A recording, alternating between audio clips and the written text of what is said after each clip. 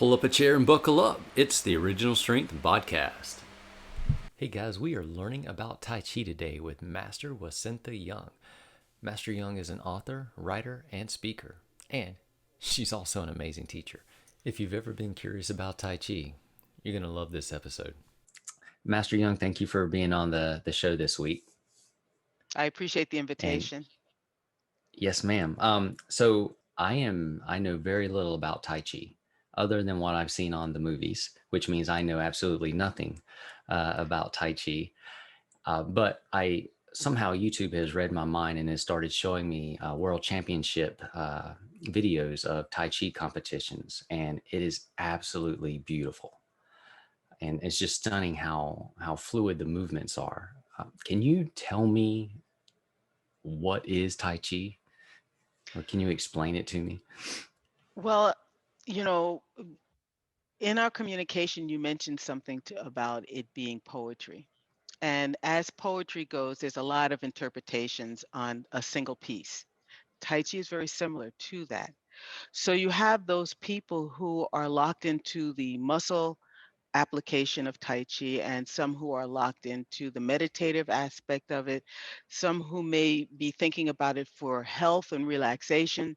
And so each person with their own perspective Tai Chi will manifest in appearance according to the person who is doing it. The original goal of Tai Chi was for it to be a martial art. And as a martial art, the idea is how one can go from nothing to nothing again in an instant, sort of almost at mind speed. And that was what got its notoriety back in mm, I want to say 1600s or so. And the Chen family was the first to actually stylize it. On a metaphorical perspective, they say Tai Chi started with a man named Chang Sang Feng, who had a dream about a snake and a crane having a fight. And within his dream, he noticed that there was wonderful evasive movements of the snake to the forward striking of the crane. So his idea was to create a martial art that was based on soft overcoming hard. Now, around that time, also Taoism was flourishing in China, and so Taoism is really is nature based. So the idea with Taoism is that soft overcomes hard. And one of my teachers once said, "My teeth will fall out before my gums will." So he was that was his example of soft overcoming hard. That's awesome. Now, yes. So that idea of fluidity and softness in motion started to develop back in the 1200s. By the time we got to the 1400s, into the 1600s, it started to develop into an art form. But in this culture that it comes from, you always give creed to the original thought. So people will say that Tai Chi started with Chang Sang Feng, but the Chen family historically was the first family to have it noted as a martial art. And at that time, there were a lot of different types of martial arts, and everyone wanted to have their own style of surprise, so to speak. That's why they spend time watching somebody work out or in a fight to kind of assess what style they were doing. So since Tai Chi was very new and it came from this nothing to something to nothing again, it was very hard for hard stylists to overcome it as a martial art. So the idea of fluidity in motion is based in the history, the philosophical history, okay, and at the same time, it was a martial art. So in the Chen style, you might see a lot of issuing of force within the form. So they have slow movement and then some very quick movements and then slow go back to slow movements. They have very deep stance. The Yang family then, who was servitude to the Chen family, actually attained knowledge about Tai Chi um, around the probably early 1800s, and they started to stylize it in terms of its ability for expansive and contracting motion. And so then you started to have a little bit more flow involved with it and a continuity of flow within that. The Wu family came after that, and they have very tight circles. And then there's the Sung family who combined different styles into a motion that was stylized as Tai Chi. So you have these different styles and it's different perspectives, but they were also based on the fact that your martial art was a commodity during those times. So you had to have something very special to draw people to you. So everybody put effort into stylizing it in their own way in order to gain students, okay, and notoriety and to improve what it was that they were doing. So my lineage comes from the Yang family. And there's, I should say one other thing. There is also something called Wushu Taichi. So as Tai Chi became more of an internal style of martial art, which meant that the development of oneself is more important than overcoming your opponent. You know, the samurai were very much similar in that way. You cultivated your inner being to make yourself a better warrior. So Tai Chi is more about the internal aspect of oneself, and then comes this external expression. So in Wushu Tai Chi, there's a lot more external expression. So you'll get those people who like to bring that leg all the way up into the air, and that's Wushu Tai Chi. Um, that is showing your prowess. But Tai Chi is also in these days a moving meditation. And if you think about meditation, meditation does not embrace the ego as primary. So the ego has different layers within us. And so if the muscle has ego, then that leg going all the way up here is a show of look at me and what I can do. I was taught that you want your form to be as quiet as possible. And that came from Professor Chemen Ching. And Professor Chemen Ching was a student of Yang Chang Fu. One would debate how long was he a student of Yang Chang Fu. I don't know for sure. There are some written documents about that, but Professor Chemen Ching was a master of what is called the five excellences. And that is where I myself try to stay more rounded in my development as a human being, um, rather than just focus on one thing. So I'm an artist, I'm a writer, I do my Tai Chi. Um, the Professor Chemen Ching studied from Yang Cheng Fu. My direct teacher is Grandmaster William C.C. Chen, and William C.C. Chen is in New York. And William C.C. Chen, he brought back the application of movement. His focus is on body mechanics. And so meditation isn't necessarily primary to him.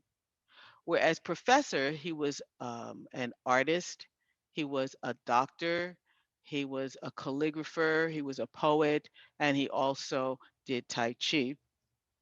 So he really started to focus on this internal aspect of one cultivating oneself. And he came to this country in the late 60s, mid to late 60s. Um, my teacher came around the same period of time. So my teacher wanted to embrace the energy of New Yorkers. We want to know how to defend ourselves. So he emphasized the application of movement. Although of all the teachers that I've ever seen, his form was the most flowing. At the same time that he did application. And it is within this flow that a person explores the dynamics of how to empty, how to fill. There's a dynamics that's there, and the body coordinations so that one comes from a center. so that everything is integrated together, and that force and power comes from the ground up through the body as opposed to just the individual muscles. So you have these different expressions of what Tai Chi is. This is a little bit about the history and my lineage. With Grandmaster Chen, I learned the form, and so my flow is similar to what his flow was back in those days. His form has changed a bit because he continues to develop his idea of what Tai Chi is. But I also had the opportunity to study with other people who studied from Professor Chen Ching. So they brought back in for me the information about meditation, the information about quietness, um, and so then I started to integrate that into my movements. I wanted to understand Tai Chi philosophically, I wanted to understand it physically, and then I wanted to understand it mentally. So my master's degree is in transpersonal studies, and transpersonal has to do with how one's spirituality will affect how one thinks and sees and views the perspective one looks at the world from.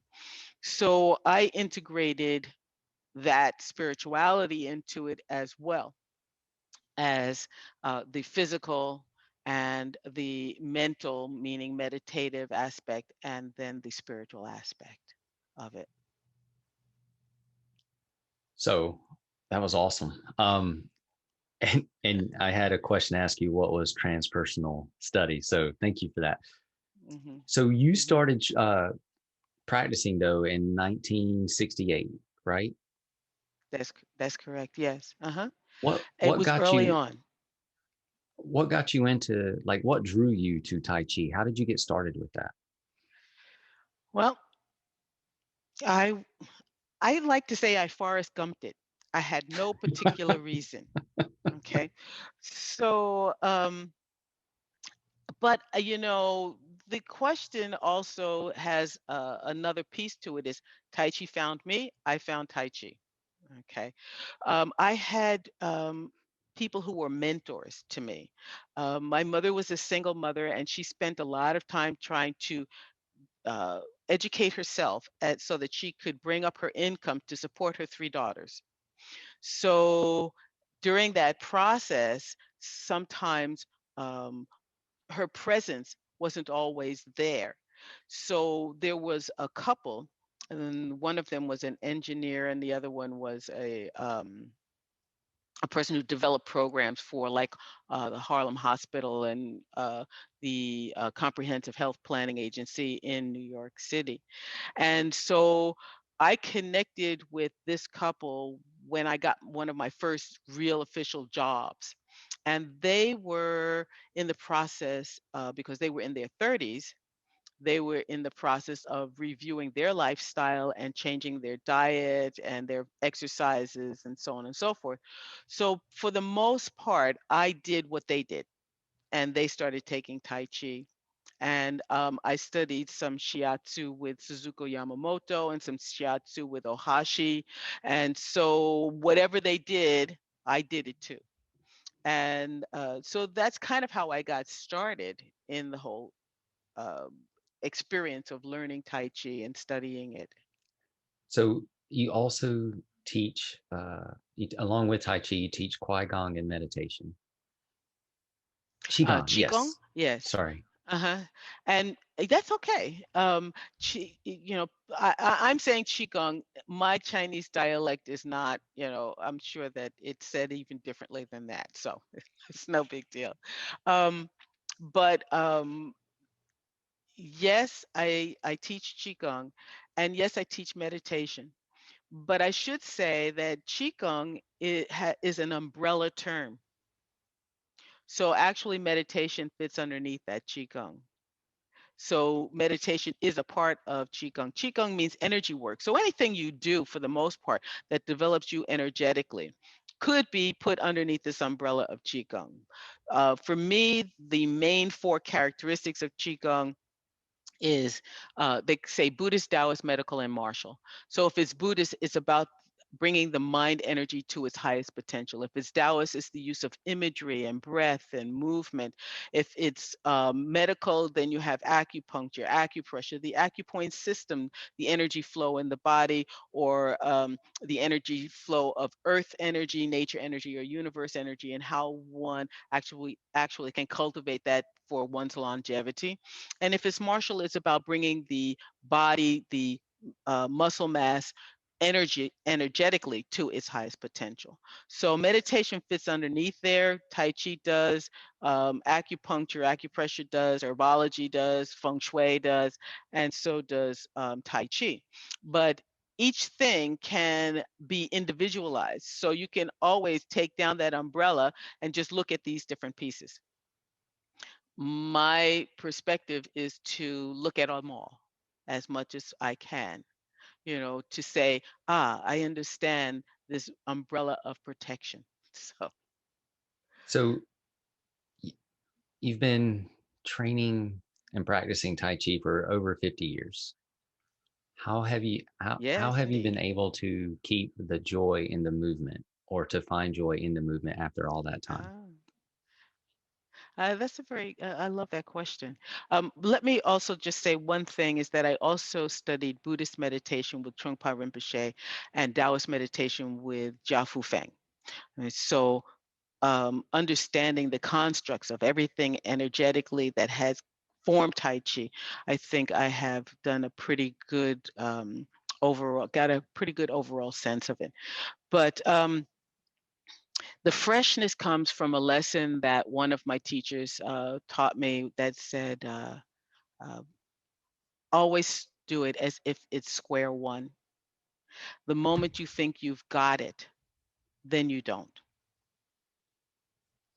So that's how I approach it. I'm always listening internally to what my body, my mind, my spirit might be communicating in the moment. It's the same as, it is not easy for us to live life from beginning to end and not get bored with life. But life offers us all of these different distractions and all of these different wonderful, joyous pieces that keep us engaged and alive inside of life if you stay open to that. Tai Chi is the same. There's a lot of depth to Tai Chi.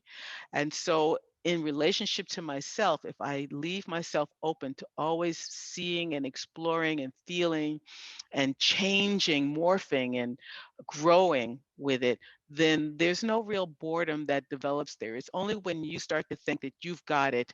Okay, is there anything else? Is it what's new? That you start to lose that sense of newness that is within every moment of doing Tai Chi. So you've been able to approach it like a child and be curious enough to that it's brand new almost every day. Yes, Awesome. I have. I really, uh, that aspect, if I go back historically, again, I'm bringing in the culture and how it developed. If I go back, the I Ching was one of the first books, Chinese books, that was sort of written on the understanding of dynamics of life, the cause and effect. And I Ching means book of changes. And so it looks at the dynamics of change. That is foundational to Tai Chi. And so I have achieved knowing that that is fundamentally where you stand in doing Tai Chi, is to allow yourself to change.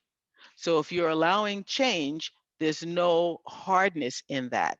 There's no locking in. There's always this exploration. So it is like a child, but I'm an adult. And yes, I still have that freshness inside of myself and always open to the magic of life. That's awesome. So I stalked your website a bit and there was this part where you wrote about you were really drawn to the movement meditation aspect of Tai Chi. Hmm. Can you expand on that on movement meditation or what that is to you and how it works? Sure. I should say that I like that place because In the clarity of meditation, there is also the word no, and or letting go. And so, martial application does come along with that. One of the concepts that Trungpa Rinpoche always approached meditation from is like being a warrior, ready to act, being present and ready to act. So the idea of meditation, I want to say, does not exclude martial application. For me, meditation, the body and the mind learn to meditate together, and so does the spirit. So you have body, mind, and spirit. In meditation, our perspective is to let go of the cognitive thinking aspect of the brain and open up to some other aspects of our experience, of how we think or don't think, so to speak. So you use imagery, you use senses, you feel yourself breathing, you use imagery, and so that's one aspect of the thinking of the mind and trying to shift it to the other side of the brain a bit. I call it the screensaver. Okay. So, if you're always thinking, you're going to burn a hole in your screen. So you have to be able to take those breaths and let go of the thinking mind, because thinking is a narrow band. It's you thought this and it goes and projects over this way. It's a narrow band. So the idea is to create more space.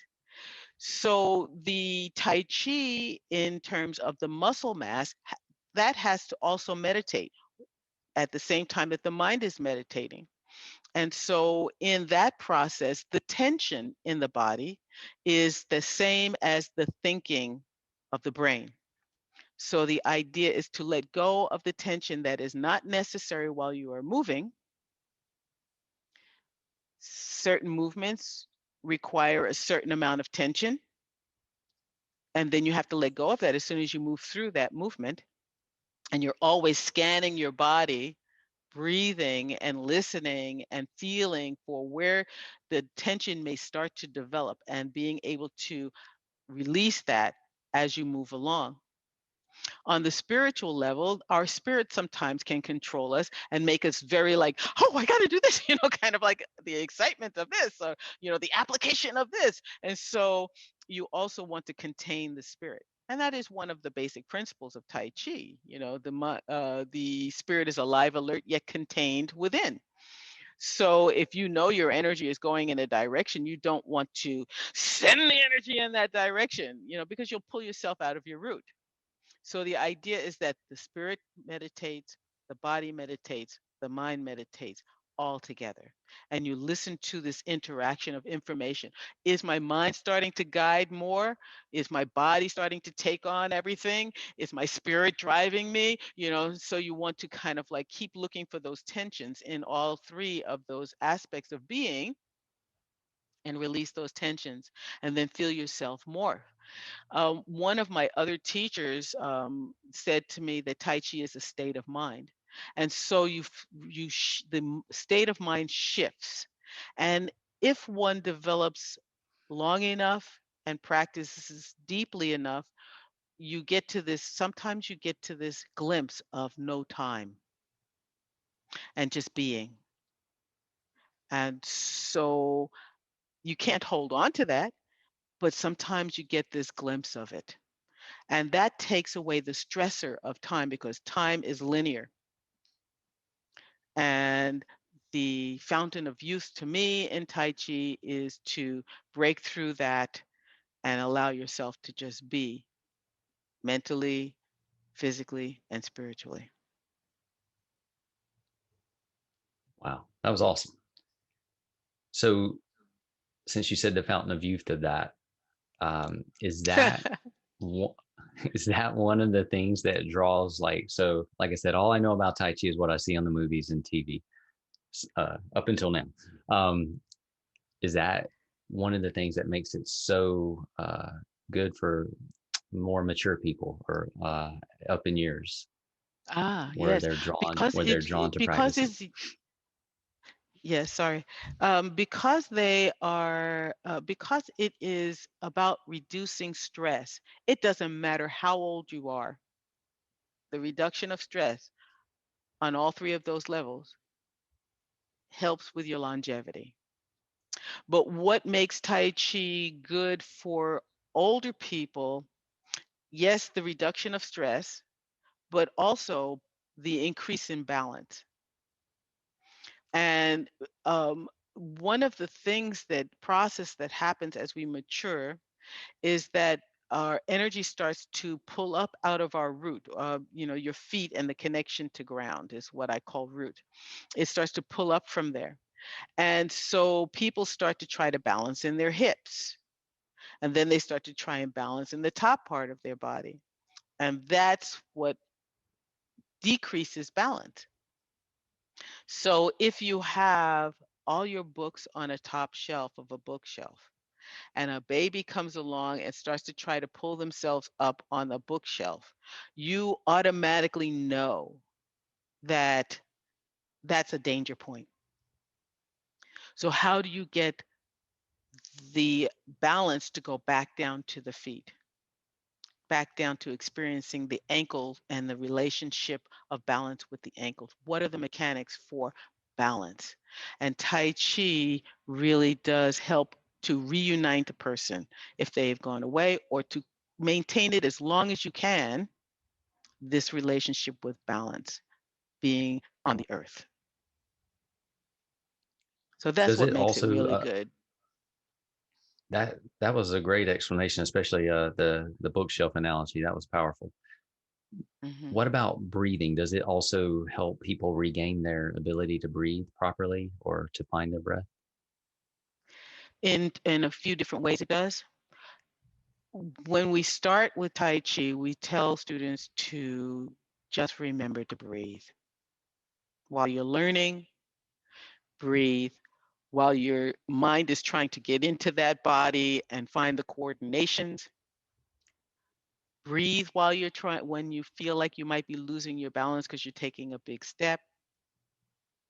So that's the very first principle in Tai Chi. The very first principle is relax, but breath is a part of that relaxation. Later on, we say coordinate your breath with your movement. So there is a breath pattern that will go along with the movement. When I first learned it, it seemed contrary to what I thought I was supposed to be doing, because we think that when you push or when you punch, you should be exhaling. But they actually had me inhaling at that point, which was paradoxical to me at first. But then I learned that when you throw a punch or a push or anything, you're not really exhaling anyway. So, there might be some air that comes out, but if you exhaled, you would have no power and no strength. So, so that exhale isn't really, you might hear people who do karate say ki when they throw a punch, but when they say that, they're compressing air at the same time. You can't go ki in a loud voice with while you're exhaling. Otherwise, it would be, like Marilyn Monroe, kind of, breathy. And you don't have any power inside of that. So once I got that in my brain, I started to work with the expansion and contraction of the form with my breath. For some people, that makes them tense. When they start concentrating on breath, they get tense. So, my advice to them is just remember to breathe, because there is a certain amount of naturalness that will occur eventually with the breath and the movements on its own.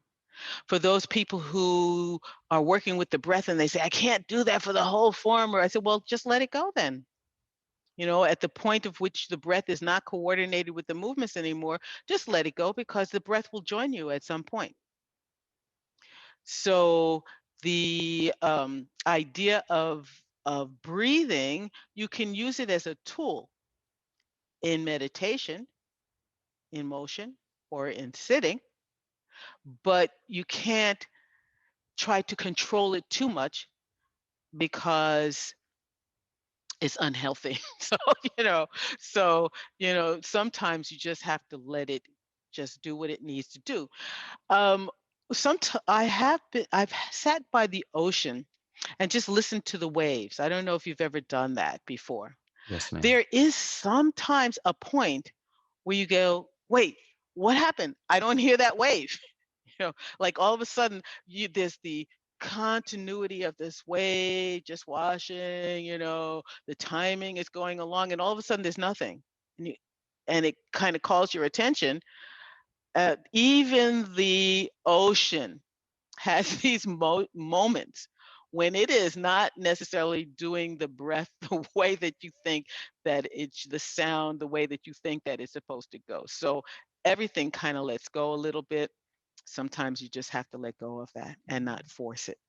But I can achieve going through my form with the breathing from beginning to end, but I allow space for that not to be there with a thought that pops into my head because that will disrupt it, or just that my body needs more breath or something of that sort too.